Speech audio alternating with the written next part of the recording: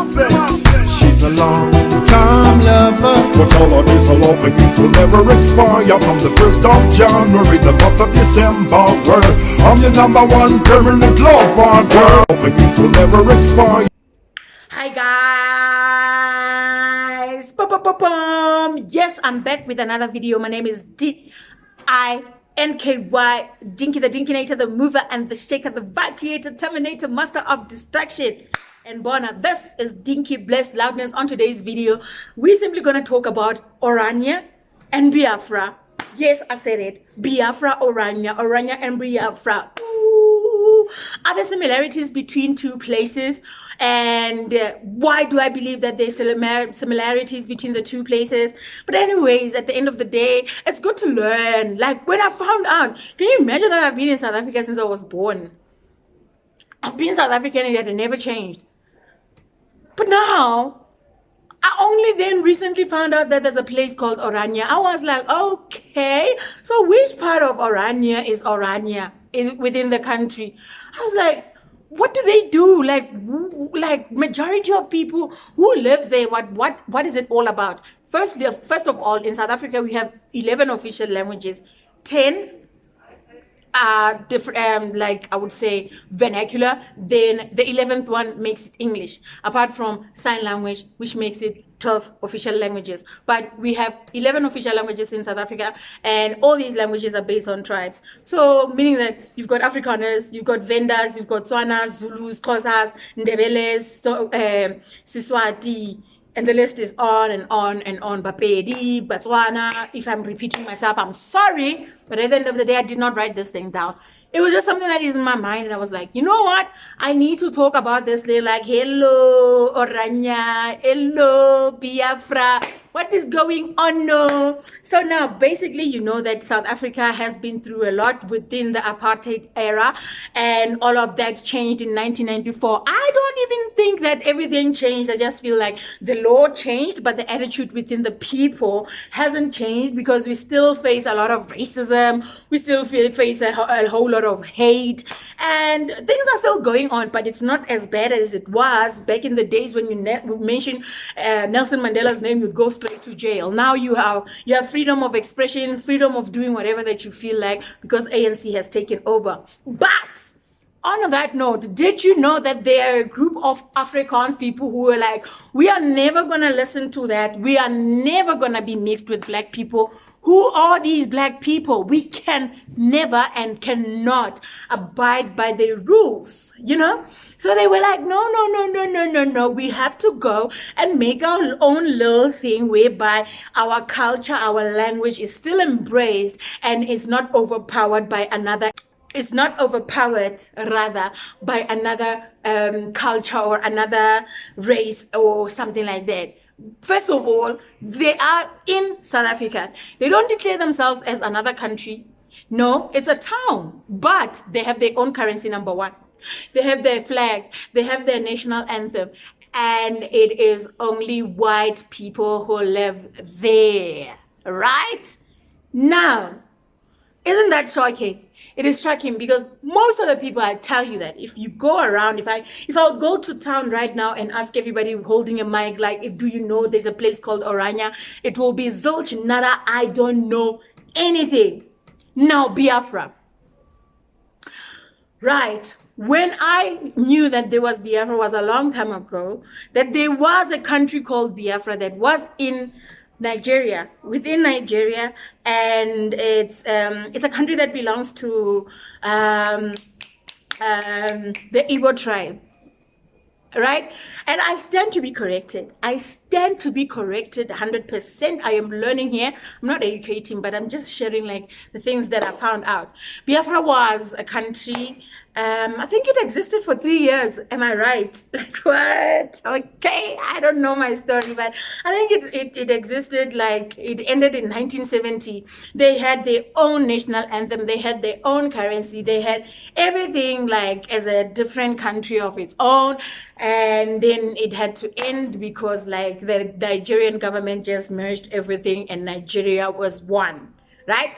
So now the difference between Orania and Biafra is that Biafra was declared a country and then Biafra was declared a country, and then Orania is declared as a town. However, it still has its own rules and they do their own thing as a country. So there are similarities there. It's a group of a certain tribe that wanted to exclude themselves from the rest and do their things as they want to do them. Secondly, Biafra has its own flag, and Orania has its own flag, right? Now, another thing that is different about these two things is that Biafra existed then. It was there, like it was recognized that there's Biafra, but right now, I think there's a whole lot of fighting that is taking place whereby they want Biafra back. The Igbo tribe wants to exclude themselves from Nigeria as a whole and do everything as Biafrans, right? Biafrans. I'm going to visit Biafra, guys. Okay, anyways. So the Igbo people wants to exclude themselves and create this, but then it's not existing at this moment. It's not there, but they are fighting for it so that it should come back. And that is when President Buhari said there is never gonna be a Biafra. I know that this is a very sensitive topic, especially to the people that it affects. But for me, it's just a learning curve, a learning thing, just to acknowledge that, okay, guys, as much as you are living in Nigeria, how do you feel about the fact that a certain tribe wants to exclude themselves from the country as a whole called Nigeria, and then make their own country, which is Biafra? And then when we come to South Africa, we can actually not do anything about it, because like number one, these people are peaceful people, like in that Orania state, in that Orania place, right? They are peaceful people. They're not bothering anybody. They're doing their thing. Their town is clean. And I don't know, but if you go there as a black person like myself with your handbag and just go there and say you're going for a holiday, I feel like maybe you'd feel like you left out. I don't know about how restricted other like races are in Orania, but yeah, it exists. So I went on Google so that I will know my states and my facts, rather, state my facts correctly without having to talk things that I do not know. Orania is in Northern Cape, right? And Orania is like an Afrikaans word, Orania. When you speak Afrikaans, you have to know how to pronounce r, verstaan. Net so, dankie. Awe, net omdat jy my verstaan, ne, ons is goed so. So, Orania is an Afrikaans word, and no. Orania is an Afrikaans word. It's an Afrikaner town in the middle of South Africa. It is located along the Orange River in the Karoo region of the Northern Cape province. The town is split into two halves by road R369, and it is 871 kilometers from Cape Town and 680 kilometers from Pretoria. They have their flag that has like a white boy, and then it has a portion of blue and orange, and I really do not know what it stands for. And when it comes to the municipality, they are independent. Everything is Orania, but it is in South Africa, and it's in the Northern Cape province.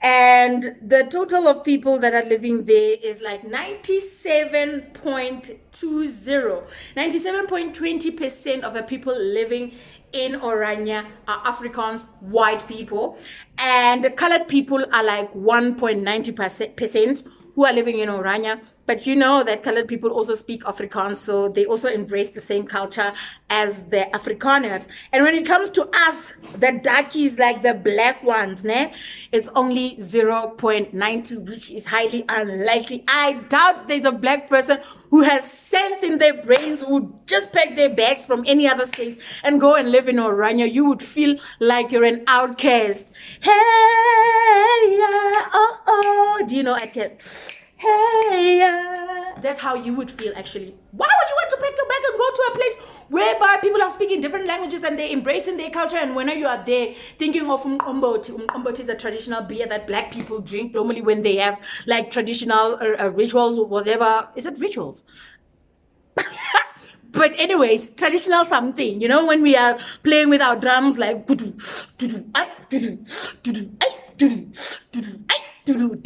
thing. We make traditional beer out of sorghum and all these things, and then just drink and be happy and be jolly and just be dancing, just like how black people were made to be. But you cannot just pack your bags and say you're going here. It's not gonna happen, you know. The state's aim of the town is to create a stronghold for the Afrikaner majority group, the Afrikaans language and the Afrikaner culture. The town resident states that anyone who defines themselves as an Afrikaner and identifies with Afrikaner ethnicity, culture, language is welcome to live in Orania. Meaning that if your ethnicity, your culture, and your language is not Afrikaans, you are not allowed to live in this place called Orania. So why is the government living there? Why is the government making them have their own sets of rules? Like, that's still colonization, because like now we have this land called Orania, but then white people are like, no, it belongs to us and we're gonna do whatever we wanna do with it. So I feel like as a black person, I cannot go there. I feel like I will not come back alive. I don't know about you guys, but what do you think? Me just packing my bags and saying I'm going on a holiday, I wanna go to Orania. Do you think I'm gonna come back alive? I doubt I will come back alive. It will never happen. And I refuse. I know that I've traveled most of the provinces in South Africa, but I have never even knew, even in school, nobody mentioned anything like Orania to me. I don't remember, even from grade 1 until grade 12, nobody said there is a place where Afrikaners are restricting other ethnicities to come into. If you want to come to Orania, you have to make sure that you are either white, you either speak Afrikaans, or you embrace our culture. We are not going to allow you if you are black. Black, yes, it's beautiful, but it's not suitable for us here in Orania. And I'm like, okay, you know what? We can have the whole of South Africa and you can have that portion. It's fine, man. And some of them are still living in shacks. It's not like it's a very uptown place. Like, I'm an uptown girl. No, it's not. It's just a place. Like, it's just a place, dude. Like, if you have money, you have money. If you don't have money, you don't have money. But for the fact that they are in peace and black people are not there, it's something that makes them sleep very well and comfortable at night. There's no crime there. There's no crime. People don't die for nothing unless you're sick. Unlike here, where you give black people power and they start empowering themselves and their families and they forget about the poor people. This is the only thing that makes me being black become a bit of a joke when other people, other ethnicities are watching from a distance and they're like, woo, look at them. I somehow feel like the people in Orania, right? The people in Orania, when they watch television and they read the news and watch the news and everything that is happening, I feel like they're doing this. They're like, ooh, yeah,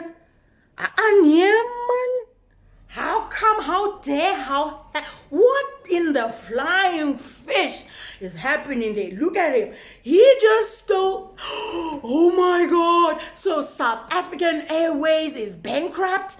Eskom that is supplying electricity is bankrupt. That is why electricity is coming on and off. That ain't happening to us. No, we don't want you black people. Because like I believe like this 0.92% that they say of black people, I doubt that maybe they counted the black dogs that are barking there and they counted it, because like I doubt there's a black person that is living there. Trust me. I only think that, you know, white people like to have maids. I think that the maids are like, maids maybe are like colored people, because like at least they know how to speak Afrikaans and so forth. You know what I'm saying?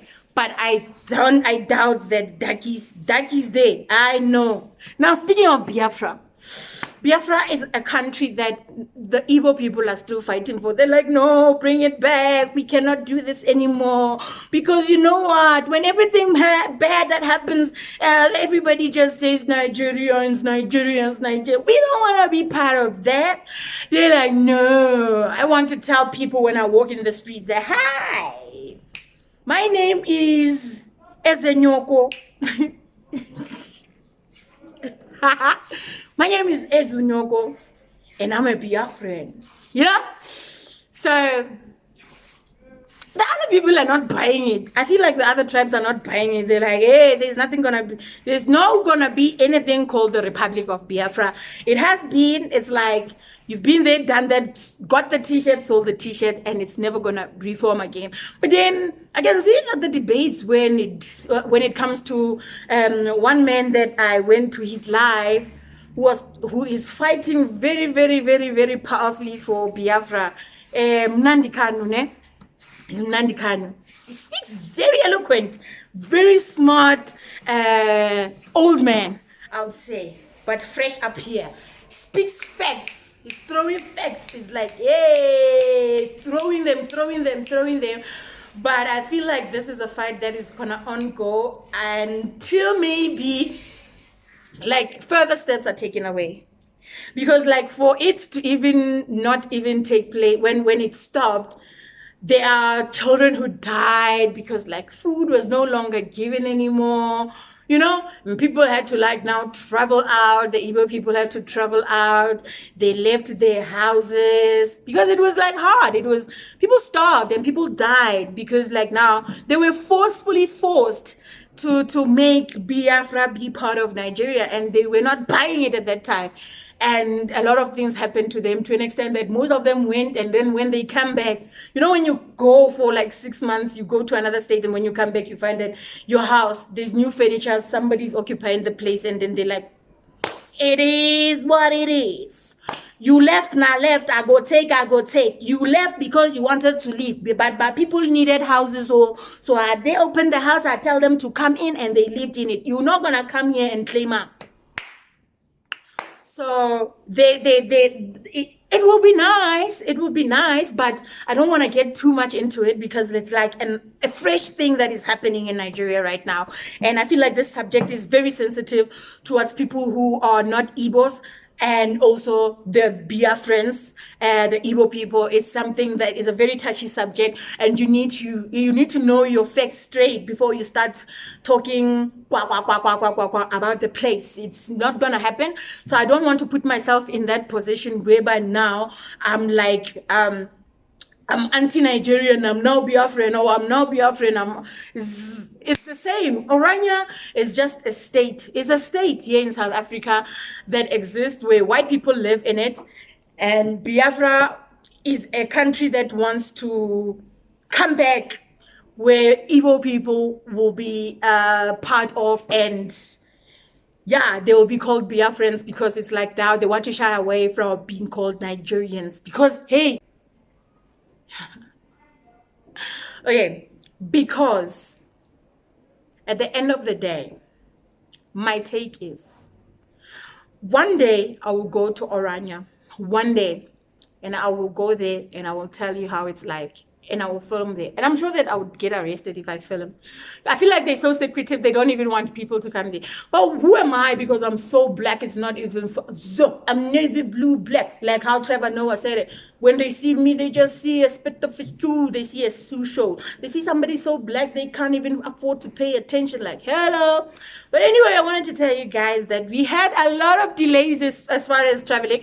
I remember me telling you that we are coming to the Western wall very soon. Like 3 of my colleagues were denied access to come into Lagos. I don't know why, but they have bad luck. They were denied and 4 of us were granted. There's a bit of a delay concerning that because now they have to redo the whole thing again and show that all of us together here, we are all traveling. There is my VOA, or this side. There is my visa on arrival. I'm super excited. Oh my goodness. Like, okay, so we will hear from management exactly when this thing is gonna take place, because even the MD of the company is refused access. So I don't know what you do. And they normally, when I think like maybe they did or said something very bad. You know, when you say something bad about people, they will never forget. They will hold it against you. And tomorrow when you need them, they will remind you and say, remember, you said we are wicked. Today you need us. And I don't want to be in that position because I can see the future in my country. It's not very bright on the other side. Anyways, guys, I love you so much. And please don't forget to click on the subscribe button if you are new on this video. Subscribe. Don't forget to click on the notification bell, and also do comment down below and tell me what do you think about the whole situation of people wanting to exclude themselves from other people and create their own thing, like Orania and Biafra. Orania, Biafra, Biafra, Orania. Orania, Biafra, Biafra, Orania. Orania, Biafra, Biafra, Orania. Hey, peace.